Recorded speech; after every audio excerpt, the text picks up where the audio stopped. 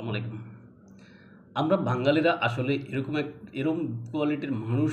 আমরা যখন জানি যে কোনো বিষয়টার দাম বাড়বে বা কোনো বিষয়টা একটু আপনার সংকট তৈরি হতে পারে, ওইটা আমরা চিন্তা করি যে বহির্বিশ্বের কোন দেশ থেকে এই পণ্যটা আসে এবং কোন দেশ থেকে আসতেছে।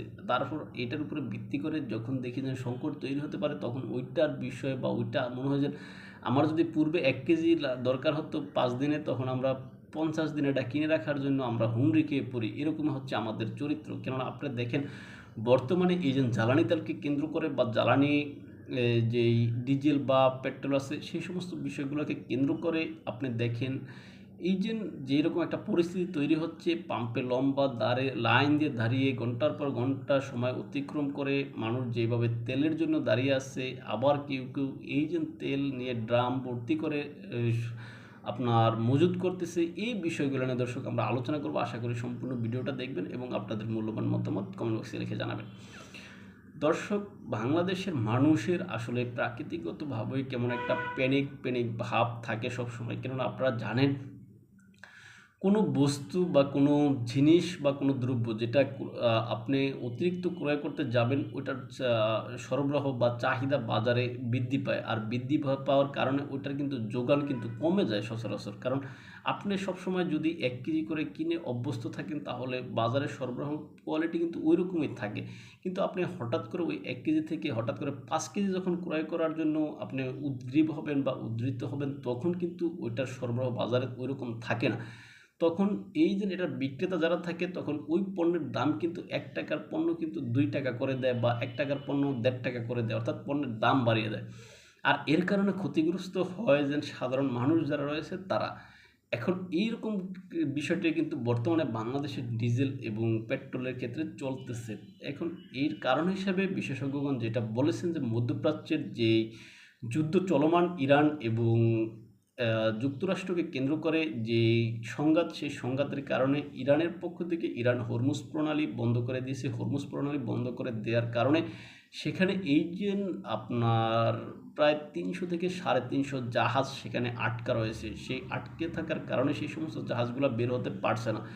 এমনকি মার্কিন প্রেসিডেন্ট ডোনাল্ড ট্রাম্প সেখানে এই সমস্ত জাহাজগুলোকে ঝুঁকি নিয়ে বের হতে বলেছেন। এগুলোর প্রয়োজনে যে বিমা খরচ, সেটা তিনি তার দেশের বিমা কর্পোরেশনকে দিয়ে দিতে বলেছেন।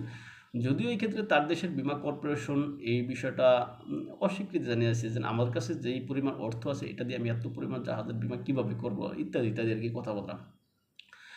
এখন এই সমস্ত জাহাজগুলা, এমনকি সেখান দিয়ে কোনো জাহাজ যাতায়াত করতে পারতেছে না। এরই অংশ হিসেবে বিশ্বে যে জ্বালানি তেলের চাহিদা অনুযায়ী সেটা সরবরাহ হচ্ছে না, তারই অংশ হিসেবে বাংলাদেশে ওই অবস্থা বিরাজমান।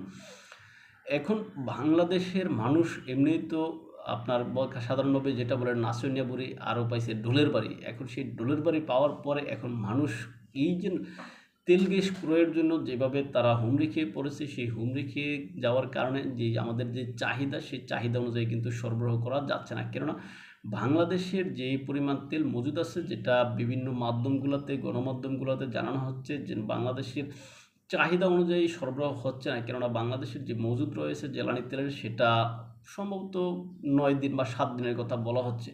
এখন ৯ দিন বা ৭ দিন, ৯ থেকে ৭ থেকে ৯ দিন আর কি। এখন ৯ থেকে ৭ দিনের যে ৭ থেকে ৯ দিনের যে তেলটা মজুদ আছে, এর ভিতরে গেছে গিয়ে কিন্তু ৩ দিন, ২ দিন শেষ। আজকে হলো ৩ দিন। এখন এই যে ২ দিন অতিবাহিত হওয়ার পরে হয়ে গেল, কিন্তু এর ভিতরে আবার পাম্প মালিকগণের পক্ষ থেকে যে বিষয়টা জানানো হচ্ছে যে দুই এখানে ৩ দিনের তেল কিন্তু ২ দিনে শেষ হয়ে, ১ দিনে শেষ হয়ে গিয়েছে, এরকম একটা খবর কিন্তু রয়েছে। সুতরাং এখানে গেছে ২ দিন, ওইখানে ৩ দিনের ১ দিনের তেল, ৩ দিনের তেল ১ দিনে চলে গিয়েছে। তার মানে সেখানে গেছে গা ৩ দিন, মোট ৫ দিনের তেল শেষ। এখন সাধারণতভাবে যদি ৭ দিনের তেল মজুদ থাকে, তাহলে আর ২ দিনের তেল রয়েছে ধরা যায়। আর যদি ৯ দিনের হয়, তাহলে ৪ দিনের তেল রয়েছে, এটা বোঝা যায়। এখন যেটাই হোক না কেন, এই জন্য মানুষ করতেছে কি, ওই তেল নেওয়ার জন্য মানুষ হুমড়ি খেয়ে আছে। এমনকি তারা তাদের যেই আপনার ট্যাঙ্কি ফুল করে নিতে চাচ্ছে, কিন্তু সরকারের পক্ষ থেকে যে বিষয়টা নির্ধারণ করা দিয়ে হয়েছে, সরকারের পক্ষ থেকে যেটা বলা হয়েছে যে চাহিদা অনুযায়ী এই তেল চাহিদার অর্ধেকের 10% কম তেল দিতে বলা হয়েছে। কারো যদি আপনার 100 কেজি তেল চাহিদা থাকে, সেক্ষেত্রে তাকে 90 কেজি তেল দেওয়ার একটা বিধান করে দিয়েছে, এরকম বলা হচ্ছে।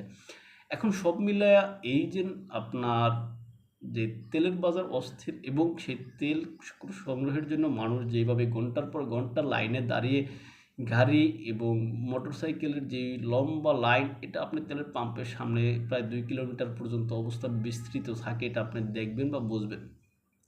এর অংশ হিসেবে রাস্তাঘাটে প্রচুর যানজট বিরাজমান, বিশেষ করে পাম্পের সামনে এলাকা বা পাম্প সংলগ্ন এলাকাগুলোতে এখন এই অবস্থা বিরাজমান। এখন আমরা যদি এই যেটা দৈনিক, এটা দৈনিক যতটুকু প্রয়োজন অতটুকুই স্বাভাবিকের মতো নিতে থাকতাম বা নিতাম, তাহলে হয়তো বা এরকম সংকট আমাদের তৈরি হতো না এত দ্রুত।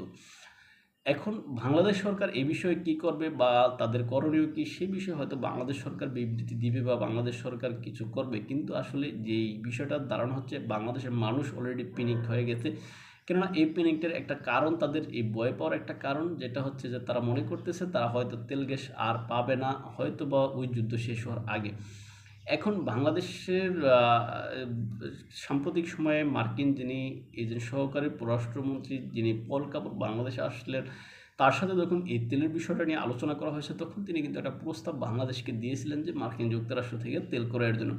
এখন বিষয়টা আপনারা দেখেন যে আমরা মধ্যপ্রাচ্য থেকে তেল ক্রয় করে নিয়ে আসতাম, সেই তেল ক্রয় করে নিয়ে আসার জন্য আমাদের কিন্তু যে আপনার জাহাজ খরচ, সেটা কিন্তু কম ছিল। কিন্তু আমরা যখন মার্কিন যুক্তরাষ্ট্র থেকে তেল ক্রয় করতে যাব, তখন কিন্তু তেলের বাজার এমনিতেই চড়া হবে, তখন আর ওই বেশি দাম দিয়ে আমাদের 1 টাকার তেল 3 টাকা দিয়ে কিনতে হবে।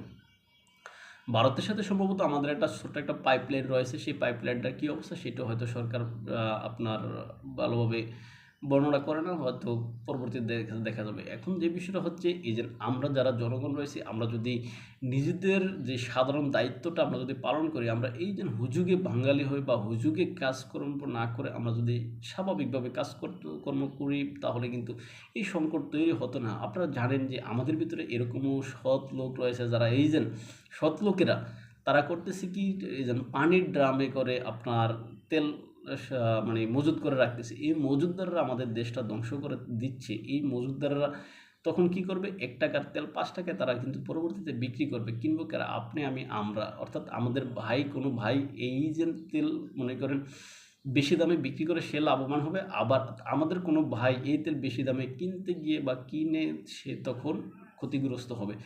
এই হচ্ছে আমাদের চরিত্র। আমরা আসলে মানুষ হইতে পারিনি, আমরা মানুষ হওয়ার ভান ধরে আছি বাংলাদেশেরা। সুতরাং আমরা আমাদের যে চরিত্র, এই চরিত্র যদি আমরা না পাল্টাই, তাহলে আসলে আমাদের দেশের কোনো উন্নতি হবে না। এটা আসলে বাস্তবসম্মত মনে হয় আমার কাছে।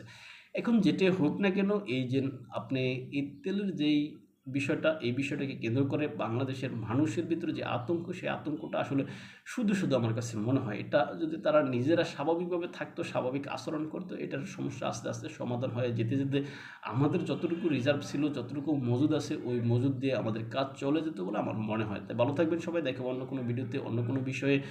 আমাদের সাথে যদি আপনারা আমাদেরকে যদি ফলো করছেন, তাহলে ইউটিউব এবং ফেসবুকে সপ্রচারের কথা নামেন, ইনস্টাগ্রাম টিকটকে এদের সামনে দেখতে পারেন। আসসালামু আলাইকুম।